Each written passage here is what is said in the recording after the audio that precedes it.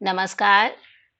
विचार मंथन की श्रृंखला में आज चिंतन मनन का विषय रहेगा रमेश पोखरियाल निशंक के शिक्षा दर्शन से संबंधित 7 आधारभूत सिद्धांत।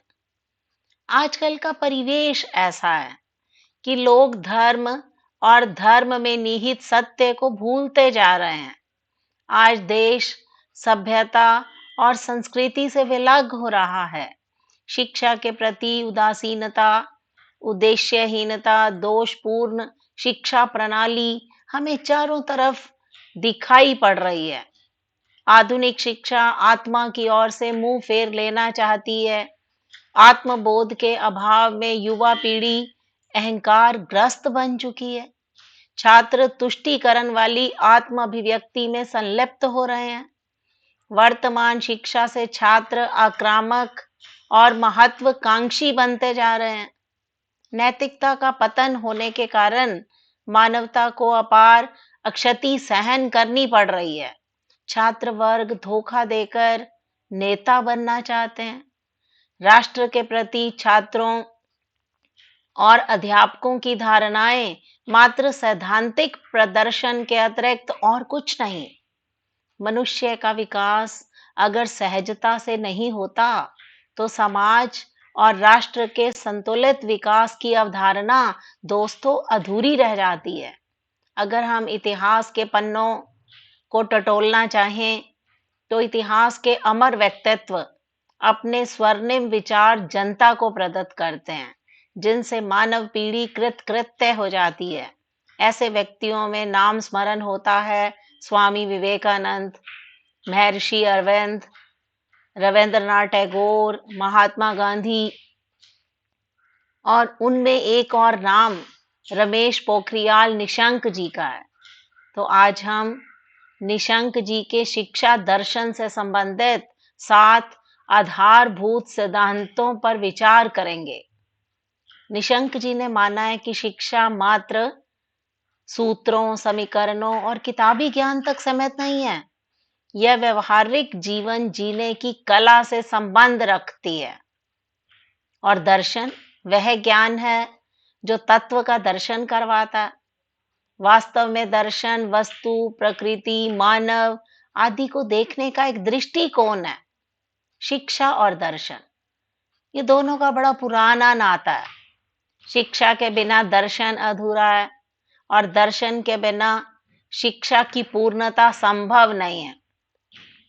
भारतीय शिक्षा मनीषियों में रमेश पोखरियाल निशंक ने ददीप्यमान नक्षत्र की तरह अपनी उपस्थिति दर्ज करवाई है।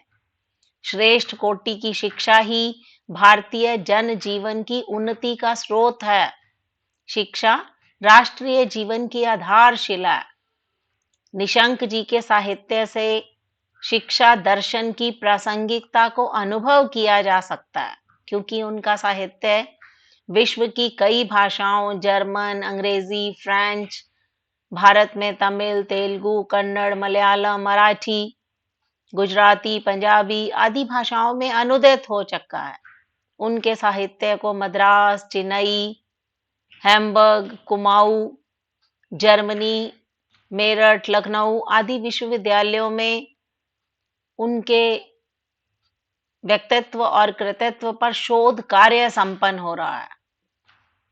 तो आज हम रमेश पोखरियाल निशंक जी के शिक्षा दर्शन से संबंधित 7 आधारभूत सिद्धांतों की चर्चा करेंगे।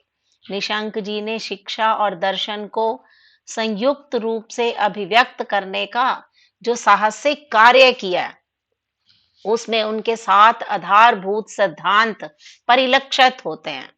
तो सबसे पहला सिद्धांत, आत्मिक विकास में शिक्षा सहायक है।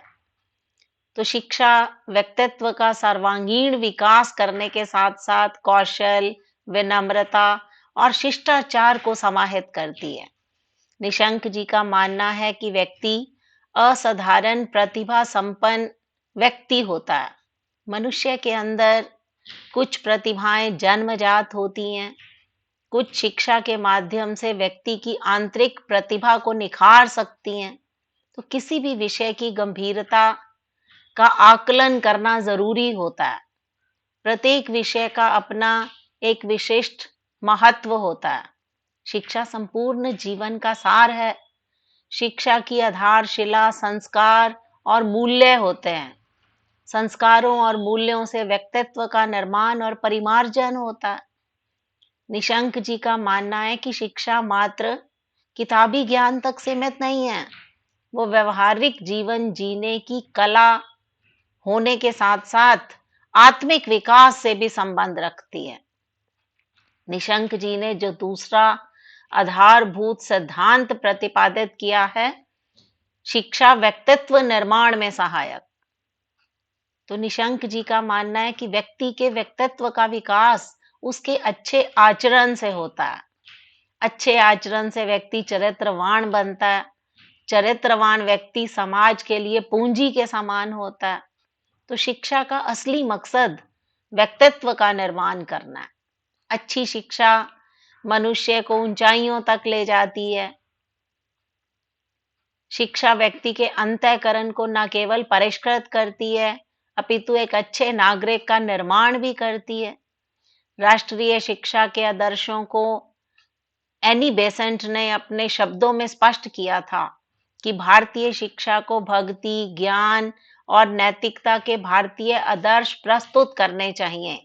उसमें धार्मिक भावना का समावेश होना चाहिए। हंटर कमीशन 1882 में भी छात्रों के नैतिक उत्थान, प्रकृति धर्म, मानव धर्म के सिद्धांतों से परिचित होने की संस्तुति दी गई है।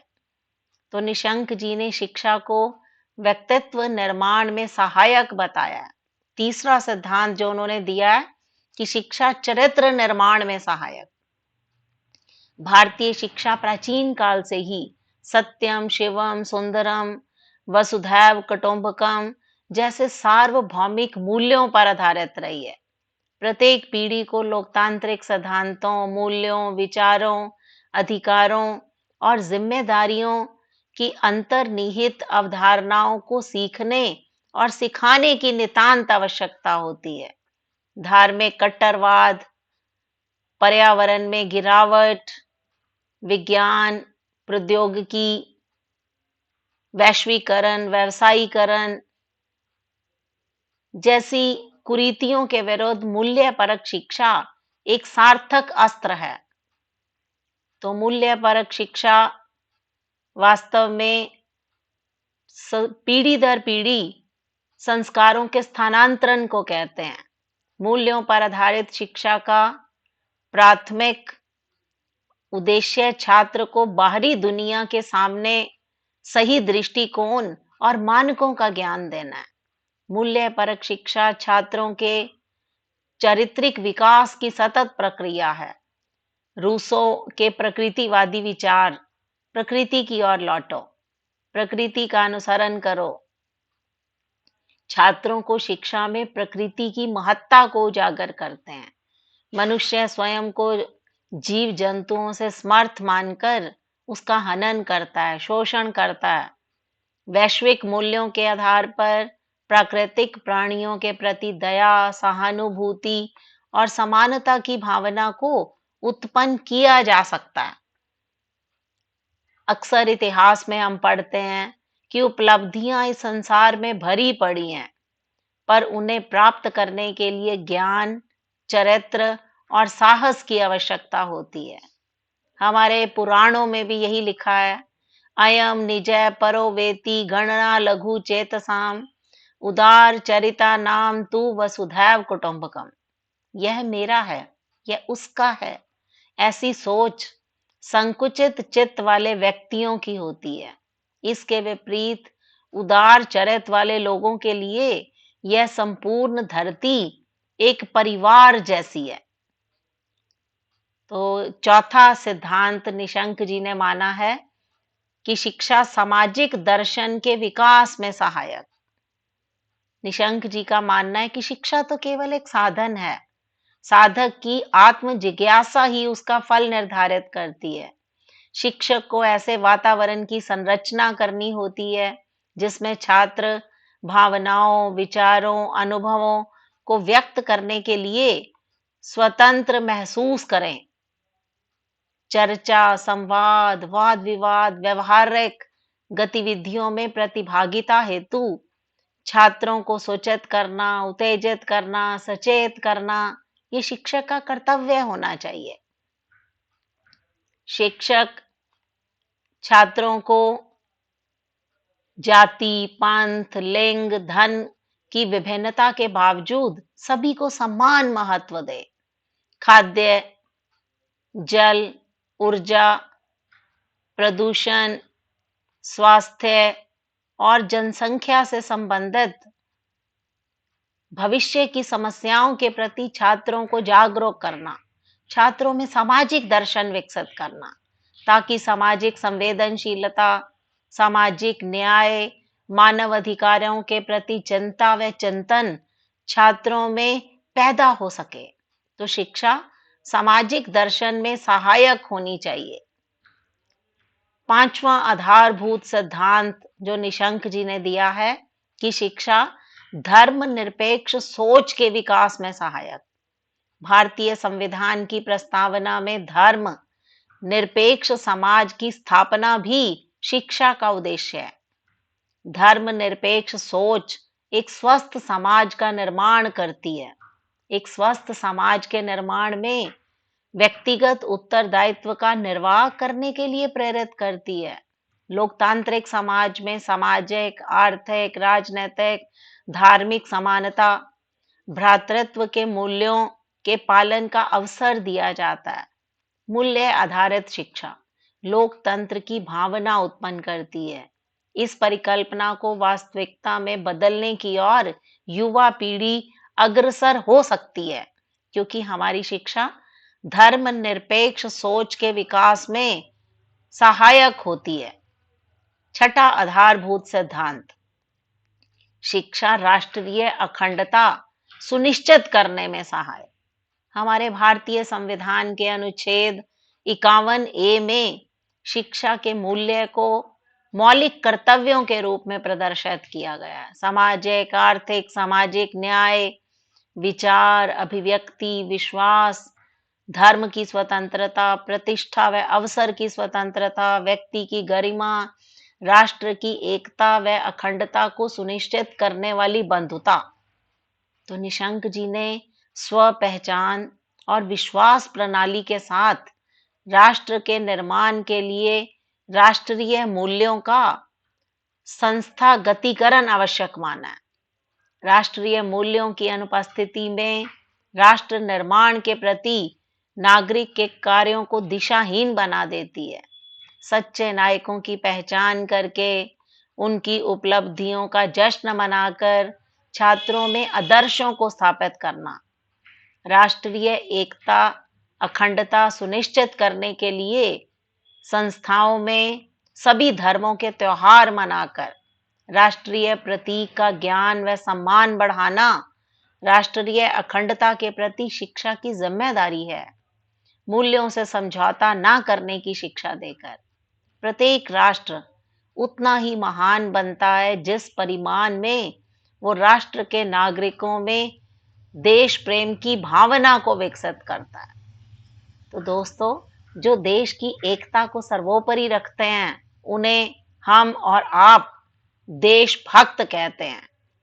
तो सातवां सिद्धांत जो निशंक जी ने माना है कि हमारी शिक्षा सार्वभौमिक मूल्यों के विकास में सहायक है।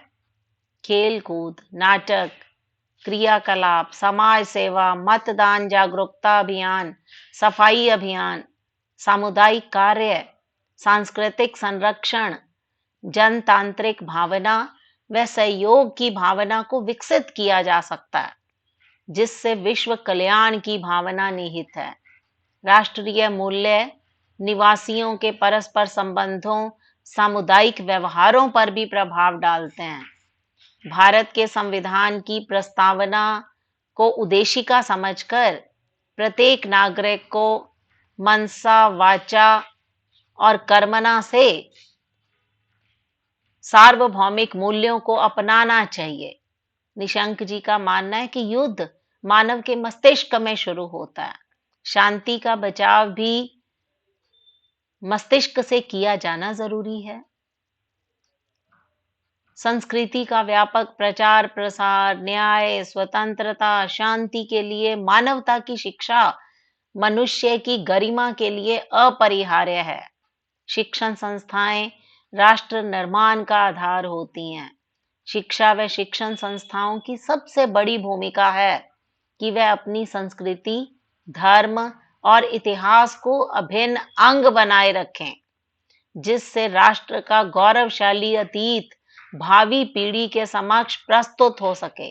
युवा पीढ़ी अपने अतीत से दूर ना हो जाए। शिक्षण संस्थाओं द्वारा परोपकार की भावना, राष्ट्रीय महत्व के कार्यक्रमों में सहयोग देने की भावना, वसुधैव कुटुंबकम की भावना विकसित होती है। तो निशंक जी ने शिक्षा दर्शन में 7 आधारभूत सिद्धांतों का बहुत विस्तार के साथ विश्लेषण किया है। निशंक जी का शिक्षा दर्शन, जो कि मनुष्य का शारीरिक, मानसिक, धार्मिक, नैतिक, चारित्रिक, बौद्धिक, सौंदर्यात्मक, भौगोलिक, भावात्मक, आध्यात्मिक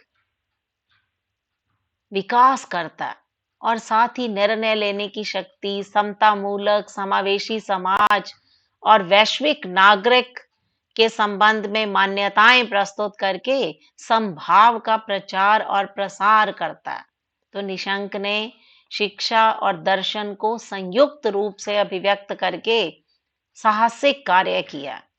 उनका मानना है कि दर्शन के माध्यम से शिक्षा का विकास किया जाए और शिक्षा के सहारे समाज का दार्शनिक भाव बोध प्रस्तुत किया जाए, क्योंकि दर्शन के माध्यम से शिक्षा का विकास किया जा सकता है और शिक्षा के माध्यम से समाज का दार्शनिक भाव बोध तैयार किया जा सकता है, क्योंकि शिक्षा व्यक्ति के अंतःकरण को न केवल परिष्कृत करती है, बल्कि एक अच्छे नागरिक का निर्माण भी करती है। शिक्षा किताबी ज्ञान तक सीमित नहीं है, वो व्यवहारिक जीवन जीने की कला से संबंध रखती है। तो ये थे निशंक जी के शिक्षा दर्शन से संबंधित 7 आधारभूत सिद्धांत, जो आपके समक्ष रखे। किसी भी राष्ट्र की उन्नति तभी संभव है जब नागरिक कर्तव्य परायण होंगे, कार्यों को क्रियान्वित करने में योग देंगे, तभी आत्म उन्नति के साथ साथ प्रजा की उन्नति का संदर्भ प्रमाणित हो सकेगा। इसी में ही निशंक जी के शिक्षा दर्शन की प्रासंगिकता निहित है। तो निशंक जी के शिक्षा दर्शन से संबंधित 7 आधारभूत सिद्धांत, जो कि हमारे शैक्षिक ढांचे को परिवर्तित कर सकते हैं, जो समतामूलक और समावेशी समाज का निर्माण कर सकते हैं, हमें वैश्विक नागरिक बनाने के संदर्भ में एक मार्गदर्शन दे सकते हैं। धन्यवाद।